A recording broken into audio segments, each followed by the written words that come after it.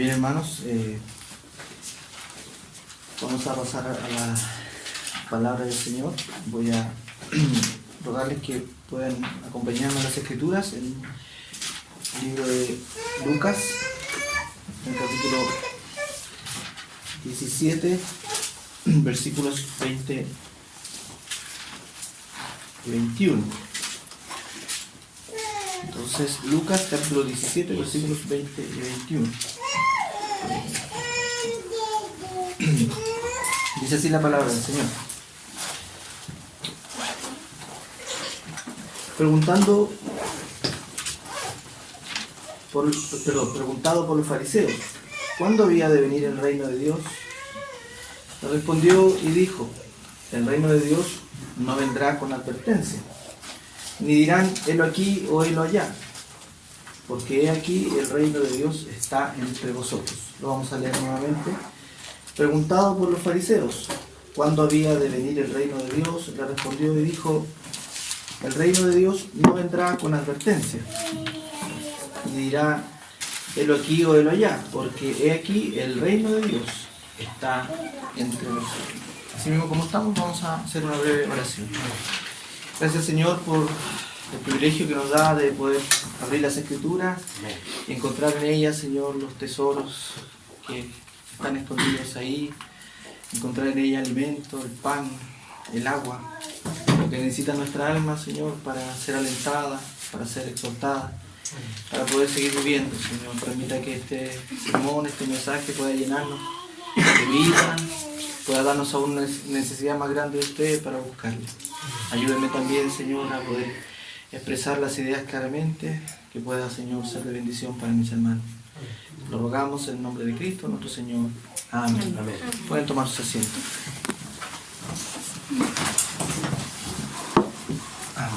Bien, hermanos, antes de comenzar, yo quería agradecerle a todos ustedes por la posibilidad que me han dado de poder compartir con ustedes, de conocerles, la posibilidad que el Señor nos ha dado de conocernos es un privilegio. Conversábamos con el hermano Humberto y la verdad es que la historia que ustedes han tenido es muy similar a la que hemos tenido nosotros en la iglesia, en este periodo, ¿cierto?, en el cual el Señor ha podido llamarles, despertarles y llevarles a una búsqueda de Él, más profunda, por cierto, basada en las Escrituras. Y se me dio la oportunidad, por misericordia de Dios, la providencia divina, de estar aquí en Santiago por un par de días y, bueno, el Señor nos llama a buscar a nuestros hermanos. Cuando uno después, el Señor nos llama, uno anhela estar con hermanos, ¿cierto? Se vuelve nuestra familia, se vuelve nuestro grupo íntimo, son nuestros amigos, hermanos.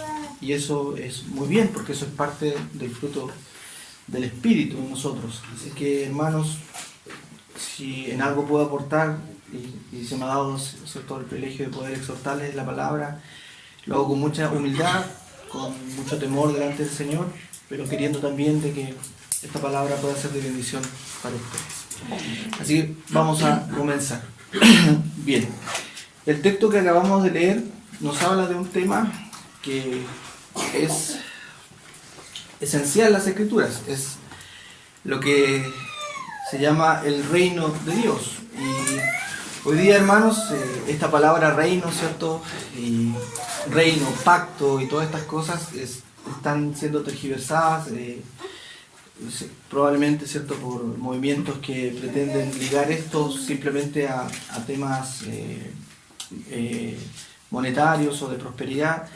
Pero hay una interpretación correcta de acuerdo a las Escrituras en cuanto al reino de Dios. Y la mayoría de nosotros, ¿cierto?, ha podido leer los Evangelios y el Señor Jesucristo nos habla del reino de Dios, el reino de los cielos, a entrar en Él, nos muestra características del reino. Cuando usted lee las parábolas, el Señor siempre dice, el reino de Dios es semejante a algo, ¿cierto? Es semejante, lo asimila a cosas y nos entrega información para que nosotros podamos comprender este tema tan esencial de las Escrituras acerca del reino.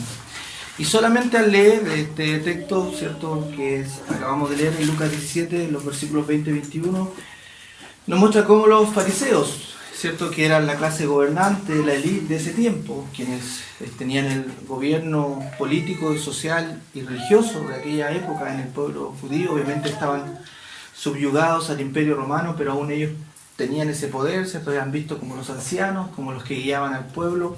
Ellos también tenían esta gran duda y esta pregunta acerca de qué es el reino de Dios. Y ese es el tema, hermanos, que vamos a compartir hoy día.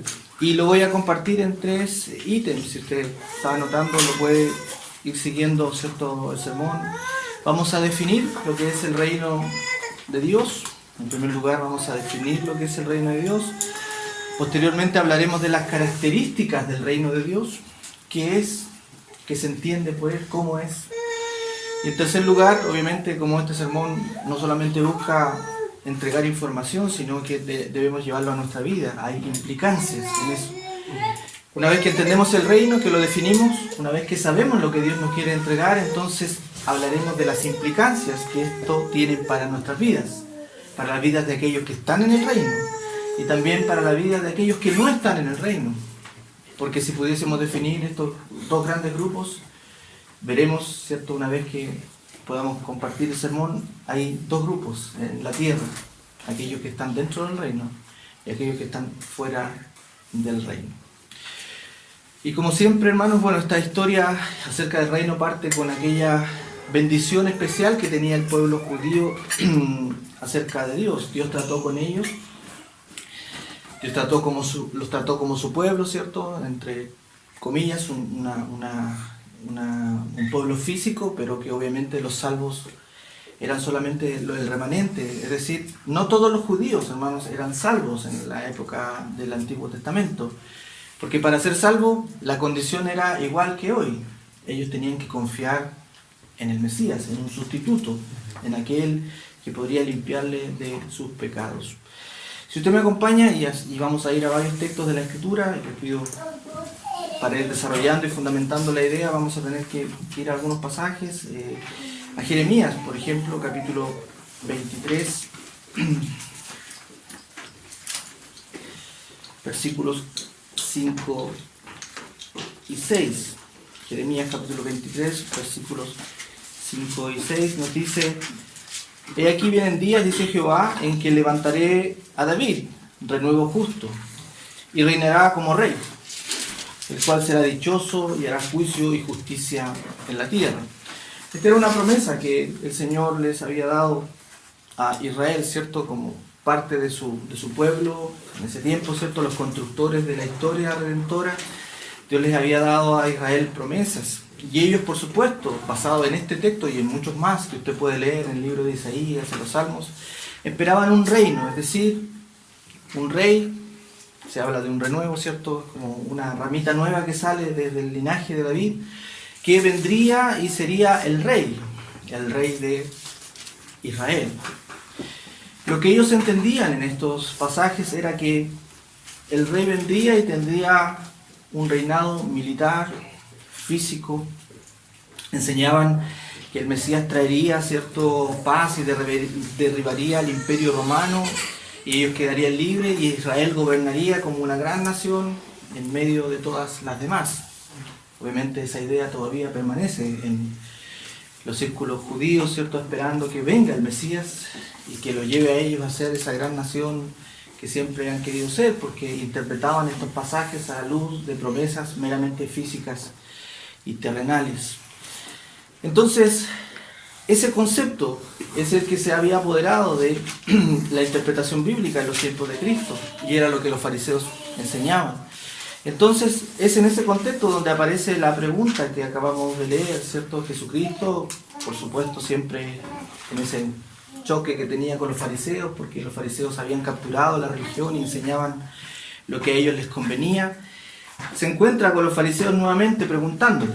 Esta pregunta, hermanos, pareciera una pregunta simple y algo que los fariseos estaban sinceramente buscando, pero al interpretar la Escritura, ¿cierto?, nos damos cuenta que esta pregunta era capciosa, era, podríamos decir, engañosa. Había un poco de querer que nuestro Señor Jesucristo tuviese una respuesta que pudiese comprometerlo en alguna cosa. ¿Por qué?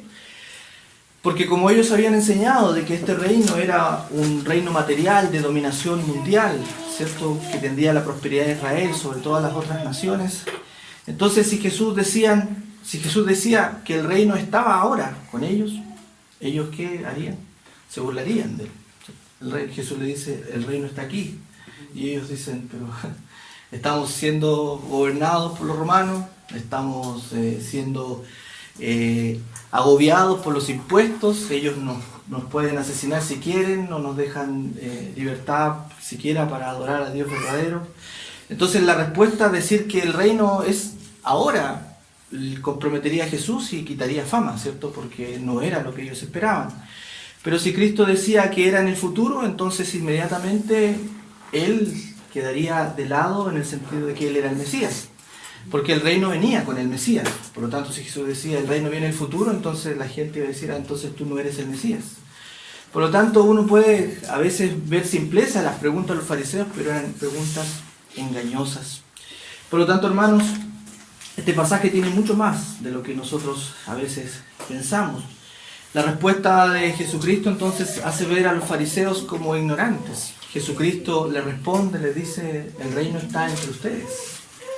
Y eso es algo que los descolocó, pues ellos nunca habían pensado que el reino estaría entre vosotros. Es importante notar que Jesús no le dijo que el reino eran ellos. No le dijo el reino son ustedes, ¿cierto? Les dijo el reino está entre ustedes. ¿Por qué? Porque Cristo tenía que explicarle primero que el reino no era físico, no era terrenal. No estaba inaugurado, no sería inaugurado por una gran conquista de algún gobernante. Ni siquiera era su papel y él no venía a este mundo con la espada, ¿cierto?, en el sentido inmediato. El reino de Cristo, y veremos más adelante, era un reino espiritual. Es importante, hermanos, notar que incluso Juan el Bautista, ¿cierto?, el precursor de Cristo, tuvo dudas acerca del reino. Si usted me acompaña a Mateo, ¿cierto?, a Lucas, capítulo 7, si mal no recuerdo.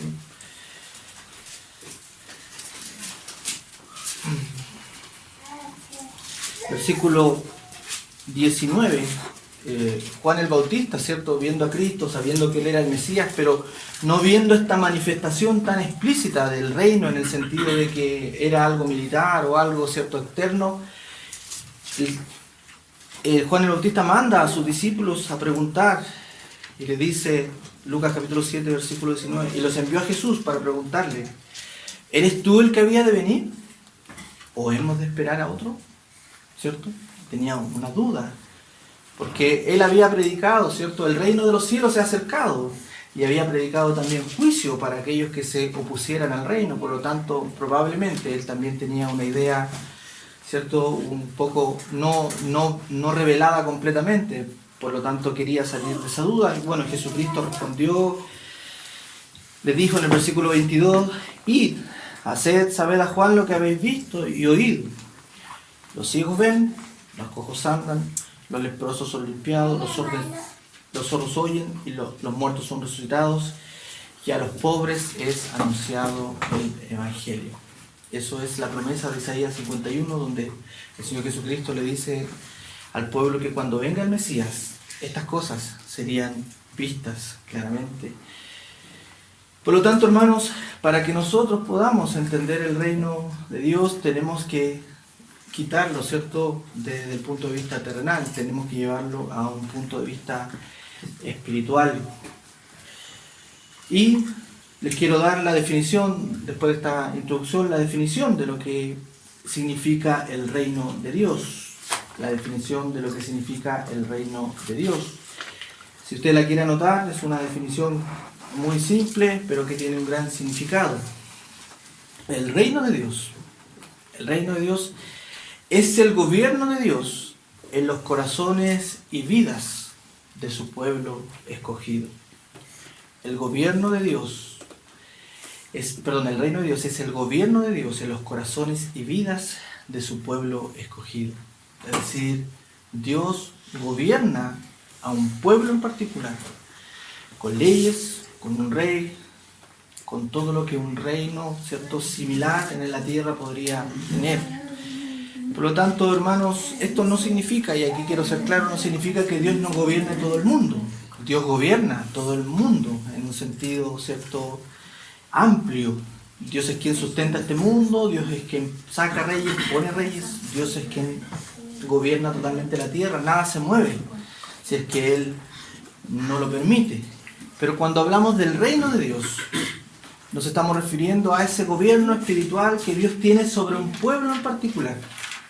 Sobre usted, si es que ha creído en el Evangelio, por supuesto, usted es parte de ese reino. Si es que usted se ha arrepentido de sus pecados, si es que usted ha creído en Cristo como un Salvador, a Jesús como el Mesías, ha sido reconciliado con Dios, entonces usted es parte de ese pueblo de Dios y pertenece entonces a ese reino.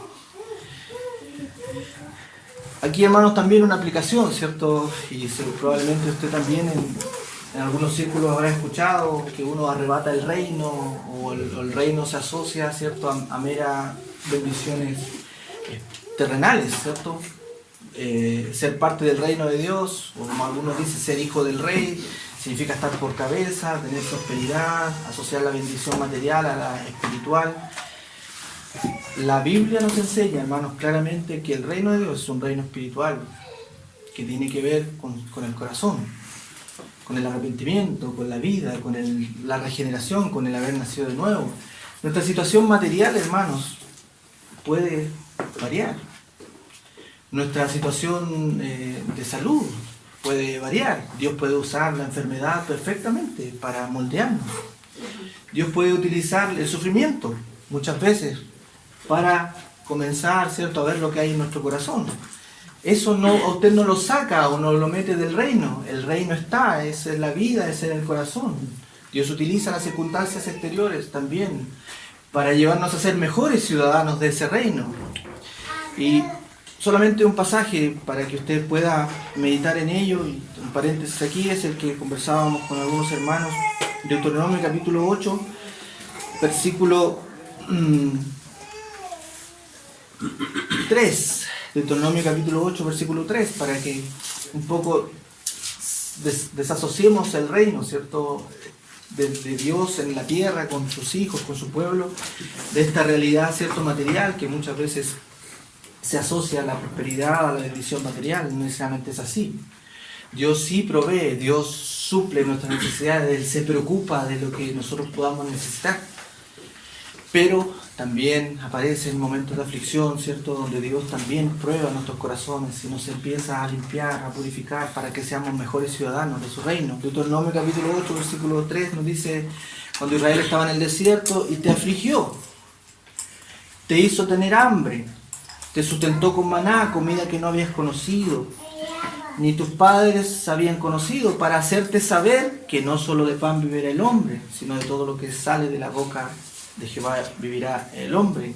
Si usted lee el versículo anterior, el versículo 2 dice: y te acordarás de todo el camino por donde te ha traído Jehová tu Dios estos 40 años en el desierto, para afligirte, para probarte, para saber lo que había en tu corazón, si habías de guardar o no los mandamientos. Por lo tanto, hermanos, el reino de Dios no tiene que ver con comida, con bebida, no tiene que ver con cosas terrenales simplemente, ¿cierto?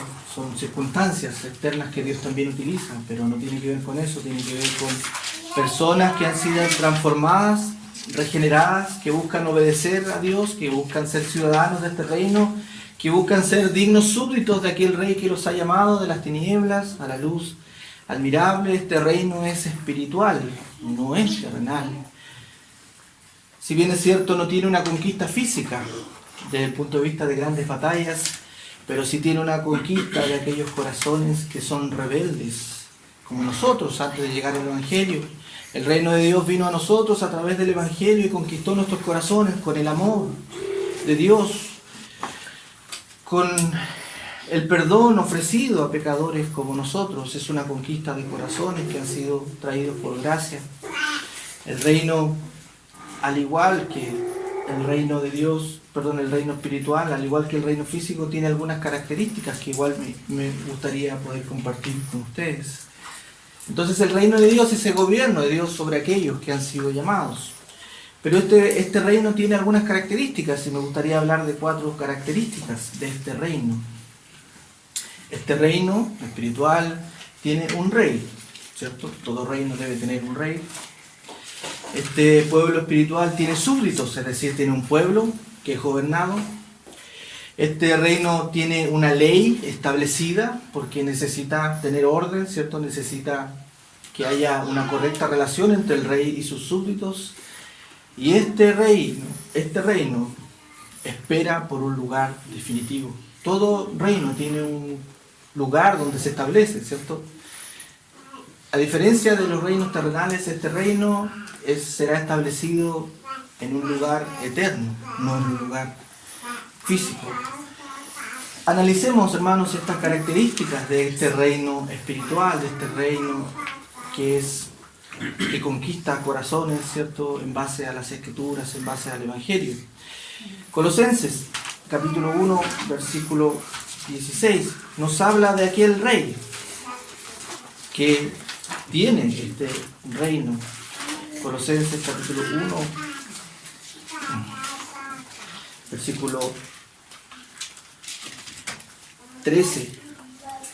Voy a leer del versículo 12, dice: con gozo dando gracias al Padre que nos hizo aptos para participar de la herencia de los santos, el cual nos ha librado de la potestad de las tinieblas y trasladado, ¿a dónde, hermanos? Al reino de su amado Hijo, en quien tenemos redención por su sangre, el perdón de pecados. Este reino espiritual entonces tiene un rey. Ese rey ha conquistado, ¿cierto?, los corazones de aquellos rebeldes que éramos nosotros y nos ha trasladado a través del nuevo nacimiento a este reino de su amado Hijo. Este rey también es anunciado en el Antiguo Testamento. Si usted me acompaña a Zacarías, en el capítulo 9, versículo 9. Este rey también fue anunciado previamente. Dice: alégrate mucho, hija de Sión. Da voces de júbilo, hija de Jerusalén. He aquí tu rey vendrá, justo y salvador, humilde y cabalgando sobre un asno, sobre un pollino hijo de asna. Esta profecía se cumple cuando Jesús entra a Jerusalén. Por lo tanto, hermanos, ese rey es Cristo. Ese rey que con su poder y amor trae y gobierna a aquellos que son salvados es el Mesías prometido, es Cristo. Ese rey abre los ojos de los ciegos, ese rey liberta a los cautivos del dominio de Satanás, ese rey perdona a aquellos que fueron ofensores, ese rey es quien con poder destruye las obras del diablo y también revela la salvación a aquellos que llaman.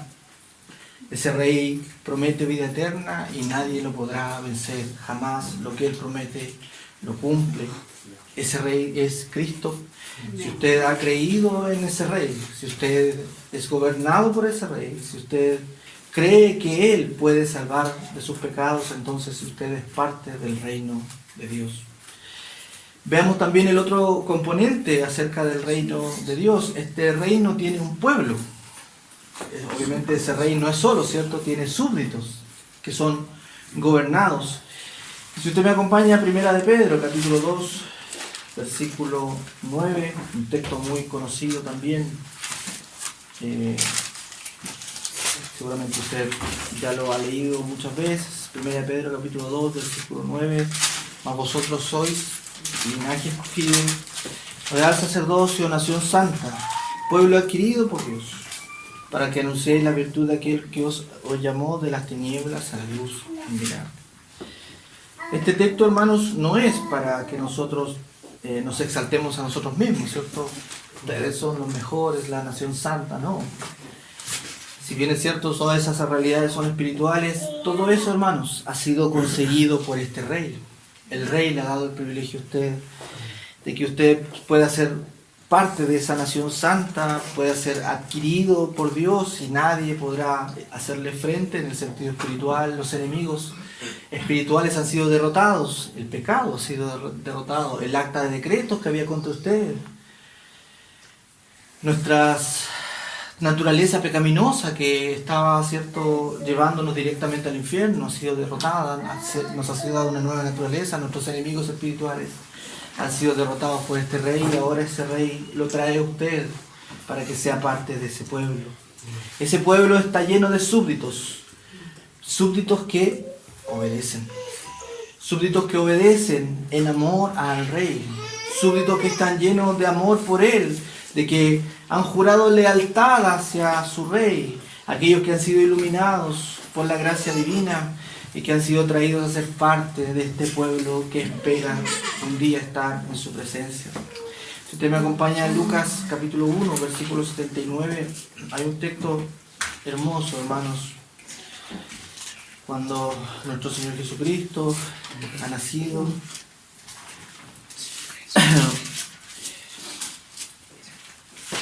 Y también se habla acerca del nacimiento de Juan el Bautista. Y usted, si lee Lucas capítulo 1, versículo 79, nos dice: para dar luz a los que habitan en tinieblas y en sombra de muerte, para encaminar nuestros pies por camino de paz. Eso es lo que Juan el Bautista había venido a hacer, a mostrar el Evangelio, para dar paz, para sacar de las sombras de muerte, para mostrar a los hombres el camino a la santidad. Este es el pueblo que el Señor ha redimido. La otra característica, obviamente, que estamos estudiando, ¿cuál es la primera? ¿Recuerdan? Este reino tiene un rey, tiene súbditos, y este reino tiene una ley. Este pueblo es gobernado en orden, este pueblo es establecido bajo parámetros correctos. Hay una correcta relación entre los súbditos y este rey. No es un reino desordenado, al contrario, es un reino que está establecido en orden, en justicia, en santidad. Esa ley que Dios nos ha dado, ¿cierto?, que Dios le ha dado a sus súbditos, es una ley que no está escrita simplemente en una constitución o en algo aparte. La Escritura nos dice que esa ley que Dios ha dado a sus súbditos está escrita ¿dónde? En el corazón. En el corazón, a diferencia, ¿cierto?, de una ley que se obedece simplemente por temor al castigo, esta ley que está establecida para los hijos de Dios se obedece en amor, pues está escrita en el corazón. El deseo entonces de estos súbditos es obedecer esa ley, pues está escrita en su corazón, la encuentran santa, justa, buena. Si usted me acompaña a Hebreos capítulo 8, versículo 10, esa es la promesa del nuevo pacto. Cuando Israel caminó por el desierto, Hebreos capítulo 8, versículo 10, por si acaso, cuando Israel caminó todo ese camino por el desierto, ellos tenían los mandamientos, tenían la ley, tenían los rituales, tenían la ley ceremonial que les guiaba hacia Dios, pero no podían obedecerla verdadera ni justamente. ¿Por qué? Porque no estaba escrita en el corazón. Era algo solo externo. Ellos lo hacían simplemente muchas veces para evitar el castigo. Pero a diferencia de ellos, nosotros ahora tenemos una mayor bendición, pues esa ley, esa fue una promesa de Dios, que en el nuevo pacto, cuando Cristo viniera, tomaría este pueblo y escribiría la ley en sus corazones. Hebreos capítulo 8, versículo 10 nos dice: por lo cual, este es el pacto que haré con la casa de Israel después de aquellos días, dice el Señor. Pondré mis leyes en la mente de ellos, y sobre su corazón las escribiré. Seré a ellos por Dios, y ellos me serán a mí por pueblo.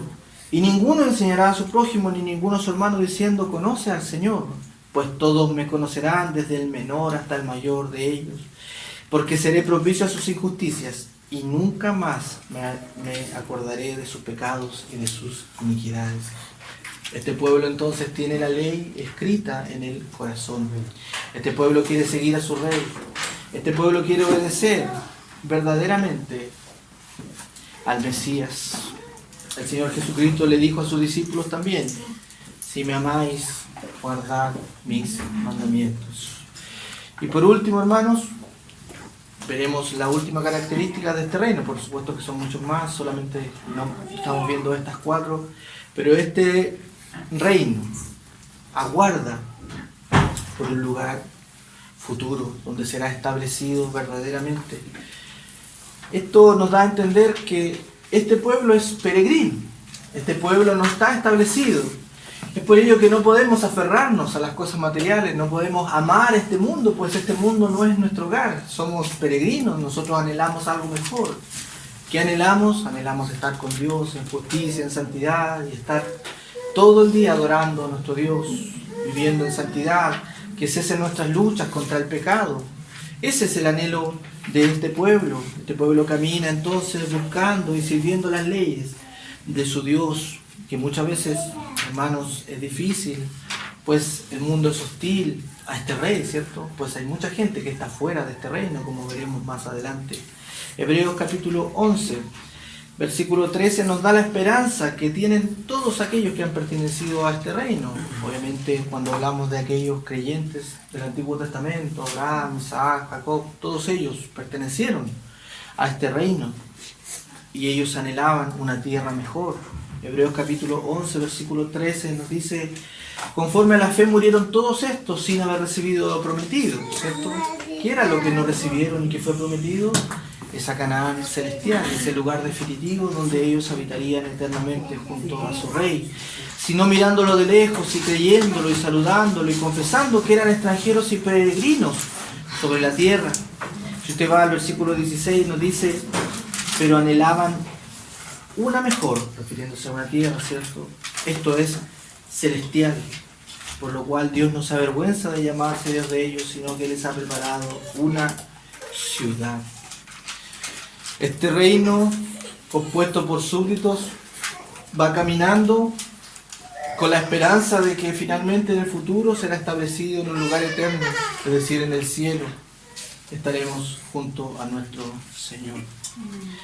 Entonces, hermanos, es hermoso poder ahora comprender lo que significa el reino de Dios. Es hermoso saberse hijo de Dios. Es hermoso saber que si somos parte de ese reino, entonces tenemos un rey, tenemos esperanza, tenemos una ley que obedecer en amor, en justicia. Pero también, hermanos, tiene muchas implicancias en la vida de aquellos que han escuchado la palabra. Tenemos que hacernos entonces preguntas en cuanto a esto. ¿Estoy dentro o estoy fuera del reino? ¿Estoy dentro o estoy fuera del reino? Quizás hasta ahora, hermanos, había sido difícil quizás para nosotros vernos fuera del reino. Pero en base a esto quizás podemos meditar y comenzar a pensar: ¿amamos a este rey? ¿Soy un súbdito leal a él? ¿Tengo comunión con Dios? ¿He sido salvado? ¿He sido regenerado? ¿Mi deseo es obedecer a Dios? ¿O soy contrario a eso? ¿O no he realmente derramado mi corazón ante Él pidiendo su perdón? Y puedo estar incluso, hermanos, cerca del reino. Puedo estar rodeando el reino. Puedo saber del reino. Pero puedo no estar en el reino. Por lo tanto, cada uno de nosotros, hermanos, debe meditar su condición. Los niños, los jóvenes, ustedes que son adolescentes, deben meditar. ¿Estoy dentro o estoy fuera del reino? Todos necesitamos entrar al reino.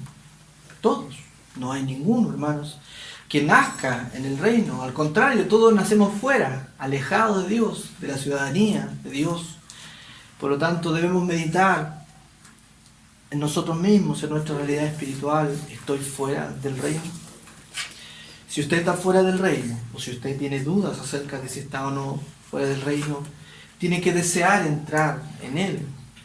En este reino no se entra por linaje, no se entra porque mi papá o mi mamá, cierto, fueron cristianos, no se entra por un deseo profundo de otra persona de que me diga yo quiero que tú entres, no se entra tampoco por una decisión en algún momento o por alguna sentimiento, cierto, alguna experiencia mística. A este reino se entra a través del arrepentimiento y la fe. Si alguien quiere entrar a este reino, entonces debe creer en Cristo, abandonar su pecado y obedecer al rey. No hay otra forma, tiene que ser regenerado el corazón, transformado. Por lo tanto, saber del reino no es suficiente, es necesario querer ser parte de este reino y entrar a través del arrepentimiento y de la fe en Cristo. Pero también, hermanos, debemos meditar en nosotros mismos, si estamos dentro del reino. Si uno hace su evaluación personal y dice, Gracias a Dios porque estoy dentro del reino, porque Él me ha llamado, porque Él es mi Rey. Tenemos que meditar, ¿estamos dando frutos de ese reino? El reino de Dios no es comida ni bebida, Jesús le dijo, ¿cierto? O el libro de Romanos lo dice. ¿Pero qué es el reino? Es justicia, es paz, es gozo. Por lo tanto, los ciudadanos del reino debiesen mostrar estos frutos del reino. Tenemos que hacernos esta pregunta, entonces, ¿somos obedientes a las leyes del reino?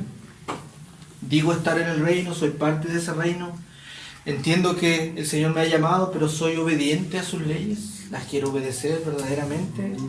¿O soy selectivo muchas veces en algunas de esas leyes? ¿Nos sometemos verdaderamente al Rey? ¿Anhelamos esa patria mejor? ¿Es nuestra esperanza, cierto, llegar eternamente con Cristo? ¿O anhelamos muchas veces las cosas de este mundo más que las cosas eternas? ¿Nos dolemos por el pecado? ¿Nos duele pecar? ¿Nos duele fallar ante Dios?